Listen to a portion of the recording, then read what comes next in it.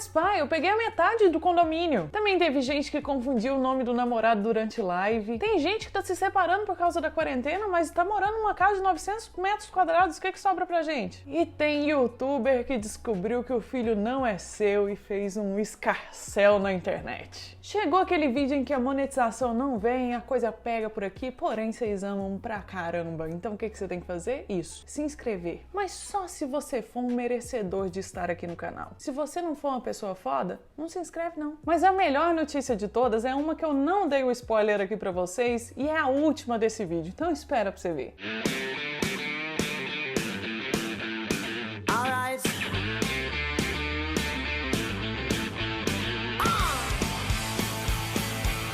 Começar por ordem cronológica, igual todos os meses. E a primeira coisa que aconteceu nesse mês, já nos primeiros dias lá, tava todo mundo em quarentena, mas o pau começou a quebrar, que foi o youtuber Abner, lá de Salvador. Lembra? A gente já falou sobre eles aqui nesse vídeo de notícia. Eles viraram uma polêmica de novo, porque o Abner fez um teste de DNA no filho dele e descobriu que o filho não era dele. E aí o que ele fez? Foi resolver a treta juridicialmente, ou ali com a esposa, ex-esposa dele, a porra toda? Não, ele pegou o teste e começou a chorar nos stories e falar: é um absurdo, eu sempre soube que eu fui traído e tal. Ou seja, o tipo de novela mexicana que a gente ama, porém ao mesmo tempo a gente fica se perguntando, precisava mesmo de tamanha exposição da criança, do cara, da menina? E aí eu vou te falar que precisava sim, e você vai descobrir o porquê numa outra notícia que eu vou te falar durante esse vídeo aqui.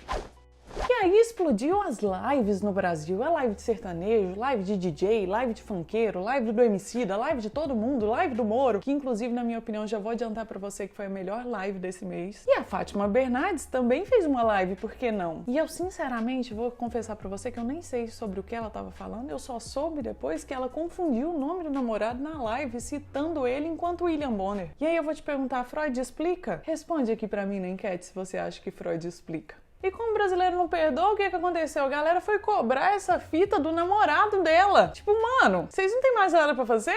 Não, né? Porque vocês estão em quarentena bem entediado mesmo, pra ir lá reclamar pro cara: nossa, você viu a sua namorada, ou ficar zoando ele. O que isso muda na vida de vocês? Por que vocês têm que ficar cobrando o cara porque a mulher dele trocou o nome?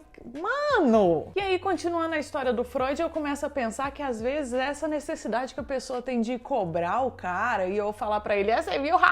Ou ficar zoando ele, nada mais é do que uma projeção, né? Quantas dessas pessoas que foram lá encher o saco do namorado da Fátima Bernardes, e a gente tá citando o namorado da Fátima Bernardes, é foda, né? Porque a gente vive falando: não vamos tratar fulano como namorado, não sei o que. Mas o nome dele é Túlio Gadelha, gente. Ele chama Túlio Gadelha. E aí, eu fico pensando, quantas dessas pessoas que foram lá encher o saco do Túlio Gadelha, ou fazer hashtag no Twitter pra zoar o cara, já não passaram por esse tipo de problema em momentos muito piores, tipo aqueles momentos que eles estão no quarto sozinhos. E aí estão descontando agora toda essa frustração que eles sentiram e chateação que sentiram no coitado do Túlio. Mas já que não dá pra colocar isso aqui numa outra enquete, eu gostaria que vocês deixassem aqui nos comentários se você já passou por esse tipo de situação, e se você passou ou não, me conta como você acha que você reagiria. Se a sua namorada fosse a Fátima Bernardes, ou se o seu namorado fosse a Fátima Bernardes no caso, e ele fizesse isso em público, numa live, trocando o seu nome pelo do seu ex, como seria a sua reação? Porque a do Túlio foi basicamente no Twitter falar: galera, machismo, não sei o que lá, vou deixar o tweet dele aqui pra vocês verem. E eu não acho que tá de todo errado. Achei bem resolvido? Achei seguro de si? Achei um ótimo exemplo? Achei. Vida que segue. Vamos pra próxima. Outra notícia que veio a público ainda no início do mês e que deixou muita gente chocada foi o fato do Marcelo Adnet vir a público contar que ele já tinha sofrido, no caso sofreu, abuso sexual na infância. E não foi apenas um, foi dois. Em duas idades diferentes. Uma quando ele era bem novo, acho que com 5 ou 6 anos, e a outra ele já tinha cerca de 11 anos de idade. Ele contou alguns detalhes para uma revista, deu várias entrevistas sobre isso. Então, se você é uma pessoa que acha que vai ter gatilho relacionado a isso, não procure essa notícia. Mas se você não tem nenhum tipo de gatilho relacionado a isso, eu te indico muito ler as entrevistas que ele deu e a história que ele contou, porque ele contou primeiro para uma revista, depois ele deu entrevista para muitos lugares falando sobre isso, e eu achei super relevante, principalmente porque ele mesmo diz que muita gente acha que o fato dele ser engraçado não significa que ele possa ter passado por momentos muito trágicos como esses. Outra coisa que me fez achar muito interessante o fato dele ter tido a coragem de divulgar isso e contar a experiência péssima que ele teve foi o fato das pessoas entenderem que abuso sexual infantil ou não acontece só necessariamente com mulheres. Porque às vezes a gente fica nessa impressão, né? Mas meninos também são muito abusados e muitas vezes se calam ainda mais do que as meninas, exatamente porque tem medo de ser desacreditado ou, como o próprio Marcelo Adnet divulgou e contou da história dele, sofrer bullying por causa disso. E ter várias outras decorrências emocionais e até físicas por causa desse trauma, exatamente porque o cara se cala com medo de ser zoado, sofrer bullying, não ter apoio, coisas que também acontecem com as mulheres, mas que, como o próprio Adnet disse, pode ter um peso maior para um homem. Então eu quero deixar aqui meus parabéns pela coragem do Adnet e por ele ter tido a força suficiente para conviver com isso e se tratar de todos os traumas e vir a público falar sobre isso, porque eu acho muito relevante. Daí, falando em pessoas, falando coisas, no meio desse processo apareceu uma moça que trata sobre relacionamento também nos stories dela, falando que mulheres casadas têm a obrigação de transar todas as vezes que os maridos queiram. Que a frequência da relação sexual, ela é demandada pelo marido e a mulher só tem que aceitar. Virou uma grande polêmica, o negócio viralizou, eu recebi dezenas de inbox no meu Instagram, que é Acidez Feminino, não sei se você segue ainda, mas tá aqui, ó, é só ir lá me seguir, de gente pedindo pra eu comentar esse assunto. Aí a gente volta lá na história do Abner e da Stephanie, que tiveram um filho revelado, que não era deles, a porra toda, e que eu falei, existe um motivo pelo qual essas pessoas estão jogando essa merda no ventilador, que é também o motivo pelo qual eu não comento esse tipo de assunto, não cito o nome da pessoa que fez isso, e dou informações um tanto quanto desencontradas para que vocês não consigam encontrar essa notícia por aí. E esse é aquele momento em que você começa a ter informação demais sobre como funciona o mundo dos influencers e muitas vezes você vai começar a perceber pessoas que você gosta de um jeito diferente. Você ficaria surpreso com a quantidade de gente, influenciador, produtor de conteúdo, gente que tá na mídia, ator, todas essas pessoas que fazem essas polêmicas e falam bostas e fazem merdas de maneira pensada. Analisam os riscos, sabem que dá pra correr aquele risco, resolve entrar naquela poça de esgoto, porque desse jeito muita gente vai divulgar ele. Sabe como que você divulga? Quando você vai lá e fala assim, olha o absurdo que essa pessoa escreveu, olha que, nossa, que filha da p...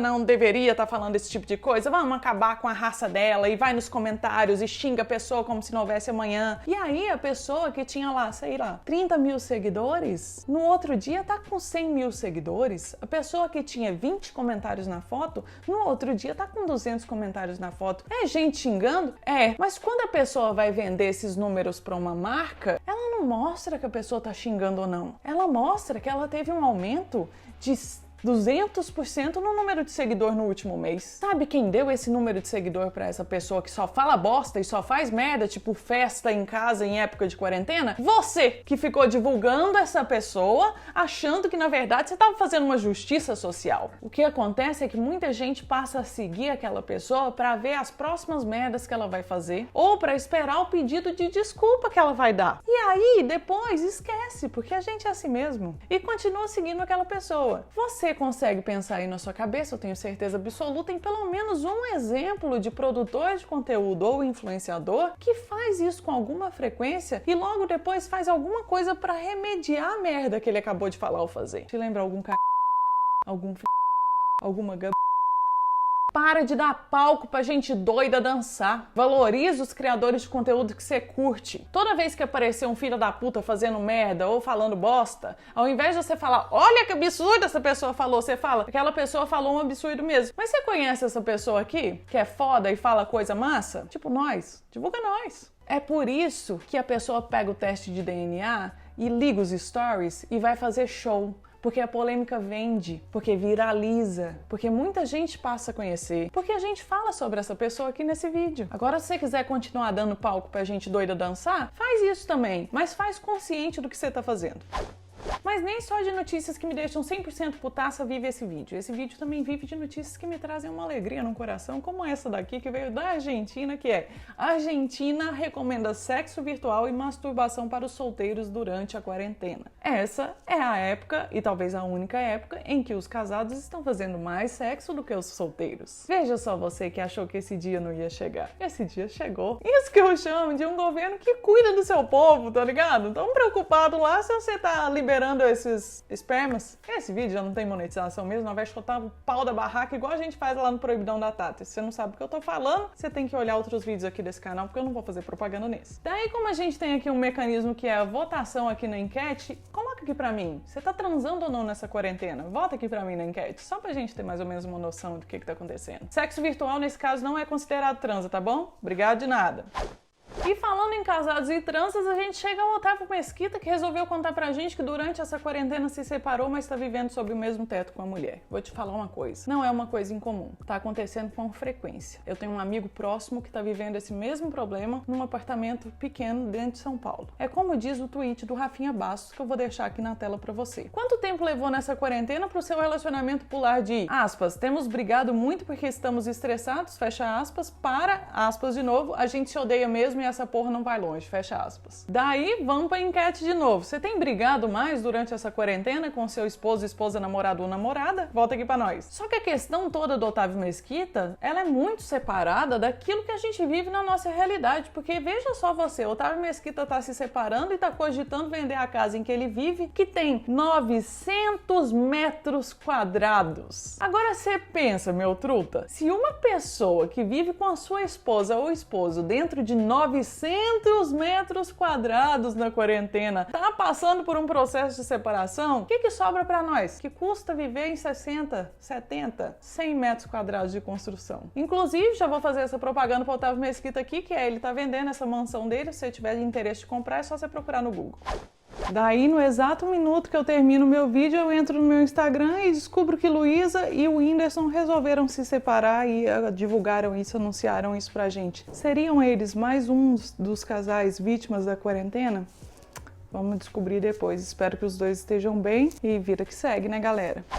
Teve um outro casal que se separou também agora já no finalzinho do mês, foi outro dia, que é o casal Moro-Bolsonaro. O que foi aquela briga de marido e mulher jogada no ventilador daquele jeito? Quantas pessoas traídas tivemos durante todos os discursos que rolaram na semana passada? Era muita emoção e muita coisa engasgada e um relacionamento muito conturbado que resolveu ser jogado no ventilador. Que foi a coisa mais triste, chocante e boa de assistir. Parecia um bando de gente traída jogando o erro do outro pros amiguinhos e falando, eu tô saindo desse relacionamento porque fulano faz isso comigo. E aí, como uma cereja no bolo, vem o Bolsonaro dizer que perguntou pro filho dele, 04, se ele tinha pegado fulana de sei lá que, do processo tal. Não vou entrar nos detalhes, vocês sabem. E a resposta foi a resposta mais maravilhosa que eu poderia ter ouvido na minha vida, que foi, peguei metade do condomínio, nem lembro quem era. Sabe o que me assusta mais nisso? É o tom de orgulho com que essa resposta é contada em rede nacional. E aí eu vou te perguntar, você volta aqui na enquete pra mim mais uma vez, você